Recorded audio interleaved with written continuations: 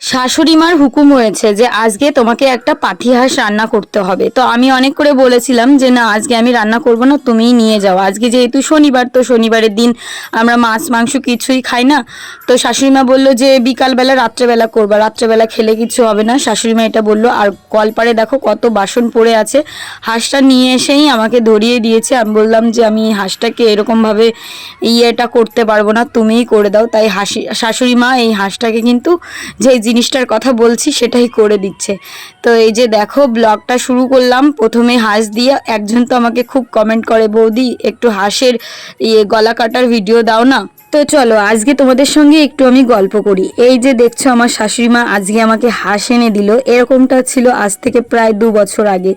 একসঙ্গে থাকতাম, একসঙ্গে খাওয়া দাওয়া, রান্না বাড়া সব কিছুই করতাম। কিন্তু এই দিনগুলো না কোথায় হারিয়ে গেছে সত্যি, সংসারের কিছু মনোমালিন্য এই সব জিনিসগুলোর জন্য। ম্যাক্সিমাম টাইমটা কিন্তু আমি আমার সংসারের যত সব ঝামেলা এইগুলো হয় না, আমি বলতে চাই না। কারণ আমার ব্লগ ভিডিওগুলো আমার শাশুড়ি মা সবসময় দেখে, কেউ যদি নাও দেখে কিন্তু উনি দেখেন।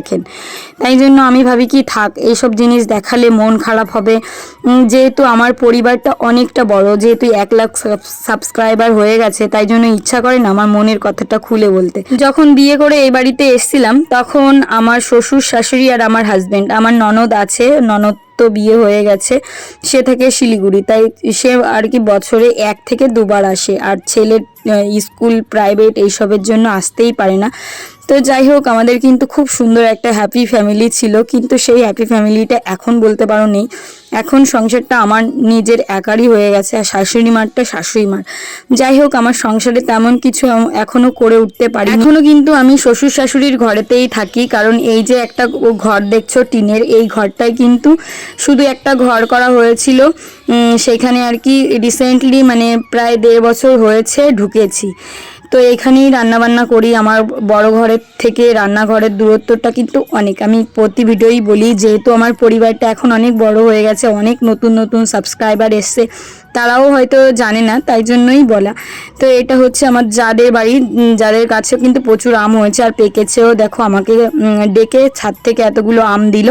যেটা বলছিলাম, ছোটবেলা থেকে মানে ইচ্ছা ছিল যে আমার শ্বশুর শাশুড়িকে সঙ্গে নিয়ে একসঙ্গে থাকবো। হয়তো কপালটা খারাপ, তাই জন্য একসঙ্গে থাকতে পারিনি, এটাই হচ্ছে আমার দুর্ভাগ্য। যাই হোক, স্বামীর যেহেতু সরকারি চাকরি বলতে কিছুই নেই, হয়তো এটা একটা কারণ হতে পারে। ইনকাম সোর্স যদি বেশি হতো তাহলে হয়তো এই সমস্যাগুলো কোনোদিন পড়তে হতো না। তোমাদের আরেকটা কথা বলি, আমার কিন্তু লাভ ম্যারেজ। তো লাভ ম্যারেজ করে বিয়ে করেছিলাম নিজের ইচ্ছা করে, বাড়ি থেকে দেখে শুনেই পরে দিয়েছিল। তো যাই হোক, হয়তো এই যে ইনকাম সোর্সটার জন্যই আজকে এতটা অশান্তি। ফ্যামিলিতে টাকা পয়সার সমস্যা না থাকে তাহলে কিন্তু এই সমস্যাগুলো কোনোদিনও দেখা যায় না, সবার সব কিছু কিন্তু মিটে যায়। তাই জন্য ওই ঝামেলাগুলো আর ঝামেলা মনে হয় না। থেকে বড় কথা, আমার শ্বশুর মশাই শাশুড়ি মা কিন্তু অনেক কষ্ট করে এই জায়গাটায় এসছেন। আর ওনারাও কিন্তু দোকানদারি করে, যেমন মুদিখানার দোকান আছে, ওই টুকটাক আর কি চলে। তো একটা দোকান থেকে আর কতই বা বেশি ইনকাম হতো, তাই জন্য না পেরে উঠতো না। তাই ওনারাই চেয়েছেন যে যার যার পথ সেই বেছে নিক। তাই জন্যই কিন্তু আজকে এই পরিস্থিতি। আমি কিন্তু নিজে থেকে কোনোদিনও চাইনি, সেটা আমি বড় গলা করেই বলতে পারি। আজকে অনেক দিন পরে ইচ্ছা হলো তোমাদের সঙ্গে মন খুলে একটু গল্প করার। ফ্যামিলির কথা তো বলি না, কিন্তু শাশুড়ি মা এই যে দেখো একসঙ্গে হয়েছি, এই জিনিসটা কিন্তু আগে সবসময়ই হতো, যেটা কি না তোমরা দেখতে পাও না। আর বিশেষ করে ক্যামেরা ফ্রেন্ডলি না হয় শ্বশুর শাশুড়ি, তো আমি ওই জন্যও দেখাই না। আর এই ব্লগ ভিডিও জিনিসটা ওনারা ঠিক করে বুঝতেও পারে না, যে হয়তো ফ্যামিলির কেসটা কি বলবে না বলবে। আর তোমরা তো জানো ব্লগ ভিডিওর মাধ্যমে মানুষ কি দেখায়, ফ্যামিলির যত ভালো মুহূর্ত খারাপ মুহূর্ত তুলে ধরে। কিন্তু আমি খারাপ মুহূর্তগুলো একদমই তুলে ধরতে পছন্দ করি না। যেহেতু আজকে আমার শাশুড়ি মা আজকে এসে নিজে হুকুম করে বলল, এই হুকুমটা কিন্তু না আমার খুবই ভালো লেগেছে, খারাপ লাগেনি। যদিও গরম পড়েছে খুব, কষ্ট হলেও কিন্তু এই কষ্টটাকে আর কষ্ট মনে হয় না। যখন মনে শান্তি থাকে না, তখন সব কিছুই যেন খুব ভালো লাগে। হাঁসটাকে দেখো আমি এখন পরিষ্কার করছি। তো আমার ননদও এসছে, আমার শাশুড়ি মা এই হাঁসটা এনে দেওয়ার উদ্দেশ্য হচ্ছে আমার ননদ এসছে। তো আমার ননদ হাঁস খেতে চেয়েছিল, সেই জন্যই আনা। তো আমার শাশুড়িমা বললো যে তুমি রান্না করো ভালো, তাই জন্য করো আজকে। আমি বললাম সেটা তোমাদের প্রথমেই বললাম। হাঁস পরিষ্কার করা কিন্তু খুবই একটা ঝামেলার কাজ, যেটা করতে আমার খুব বিরক্তি লাগছিল। তারপরে দেখো মুখে কত হাসি নিয়ে এই কাজটাকে করছি। জানি আমি আজকে আমার ননদকে সুন্দর করে রান্না করে খাওয়াবো, যাতে আমার ননদ পছন্দ করে। যেহেতু আমার ননদ বেশি একটা এখানে আসে না, আর আমার ননদের সঙ্গে আমার বন্ডিংটা মানে খুব বন্ধুত্বের মতো না। যেহেতু আমার হাজব্যান্ডের দিদি, তাই জন্য আমি দিদি বলেই তো সবসময়ের জন্য তাকে সম্বোধন করি, আর সেইভাবেই চোখে দেখি, তাই জন্য বন্ধুত্বের মতো না। দিদির সঙ্গে গল্প করি কিন্তু টুকটাক, খুব একটা হয় না। যাই হোক, দেখো আজকে কিন্তু ভিডিওর মাধ্যমে সবটাই সত্যি বললাম। আর এই যে আমার হাঁসটাকে গায়ে হলুদ টলুদ মাখিয়ে পুড়িয়ে নিয়েছি, কারণ হাঁসের গায়ে না ছোট ছোট লোম ছিল। তো তারপরে এই দেখো হাঁসটাকে এখন ছোট ছোট পিস করে কেটে নিচ্ছি।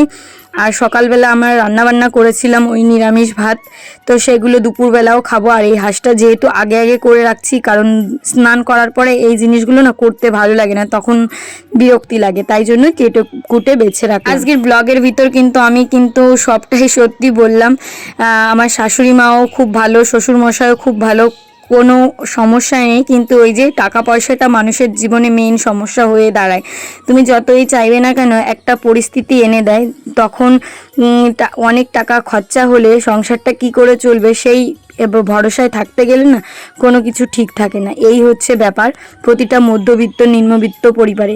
তো দেখো মাংসটাকে খুব সুন্দর করে কেটে নিয়েছি, আর হাঁসটা কিন্তু খুবই ভালো ছিল। তো স্নান করে খেয়ে দিয়ে তারপরে দেখো রেডি হয়ে নিয়েছি, এখন যাব একটু হাঁটতে। আর আমি আছি একটা পানের দোকানে, অনেক দিন থেকে ইচ্ছা করছে একটা পান খাই, তো পানটা নেব, তার জন্য দাঁড়িয়ে আছি দোকানে। পানটা দিল, তারপরে সবাই মিলে হাঁটতে শুরু করলাম। মেজদি চৈতালি মিলে আমরা তিনজনে এই যে 2 দিন মতো হাঁটতে যাচ্ছি। আর এই গরমের না হাঁটাও যায় না, তো এই ভোলার মাঠ দিয়েই আমরা হাঁটতে যাই। খুব সুন্দর একটা পরিবেশ, ম্যাক্সিমাম টাইম এই জায়গাটায় খুব সুন্দর হাওয়া বয়, কিন্তু আজকে এতটা গরম, শরীরটা একদম ঘেমে চুমে লাল হয়ে যাচ্ছে। তো এই যে দেখো অনেকটা হাঁটার পর তো ভীষণ কষ্ট হয়ে গেল। তারপরে ভাবলাম চলো এই পানটাকে খেয়েই নিই। আর এই যে দেখো পানটা, আমাদের বাড়ির সামনে একটা বউ খুব সুন্দর পান বানায়, যেটা হচ্ছে জর্দা পান।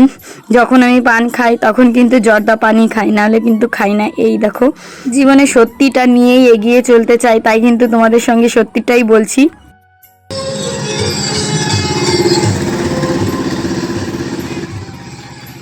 দেখো রাত্রেবেলা রান্নাবান্না করতে চলে এসেছি। আমার শাশুড়ি মা ঘরেই আছে, আমার ননদও ঘরেই আছে। তো আমি ভাবলাম যে রান্নাটা করে নিই। আর আজকের ওয়েদারটা খুব একটা বৃষ্টি বৃষ্টি ভাব, আর এই ব্লগটা না আগের সপ্তাহে, বুঝতে পেরেছো কতদিন আগের। তো তার ভিতর এই 1 সপ্তাহের ভিতর আমার শাশুড়ি মার সঙ্গে এমন মালিন্য হয়েছে কি বলবো, খুব গিল্টি ফিল করি। যদি আমার থেকে বয়স্ক মানুষরা না খুব কষ্ট পায়, আর তাদের কথায় আমিও খুব কষ্ট পাই, তখন না মুখে আর ভাষা থাকে না, তখন চুপচাপই থাকতে পছন্দ করি, কোনো কথা বলতে ইচ্ছা করে না তখন। যাই হোক, দেখো কারেন্টটাও চলে গেছে, আর আমি এই যে রান্নাবান্না শুরু করছি, সেটা কিন্তু আমি তোমাদের পরের ব্লগে জানাবো যে আমার শাশুড়ি মার সঙ্গে আমার কি হলো। তো ইচ্ছা তো করে সব কিছু ঠিক করে নিয়ে চলার, কিন্তু ভাগ্যটাই তেমন সাথ দেয় না, যার জন্য এত চিন্তায় থাকি। ওই জন্য চোখের কোণাটা না ঢুকে গেছে। দেখো হঠাৎ করে হাওয়া ছেড়ে দিয়েছে, ঝড়ের মতো হাওয়া। আর কদিন আগে তো এই ঘরের উপর একটা গাছ পড়েছিল, যার জন্য খুবই অসুবিধায় পড়ে গেছিলাম।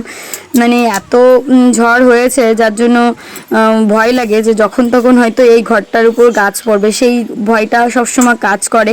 তো আমি সব রান্নাবান্না করব, শুধু মাংসই করব। তো বন্ধুরা, বৃষ্টির ভিতর রান্না করছি হাঁসের মাংস, উনুনেই রান্না করছি। রান্নাটা কমপ্লিট, কিন্তু কারেন্ট নেই।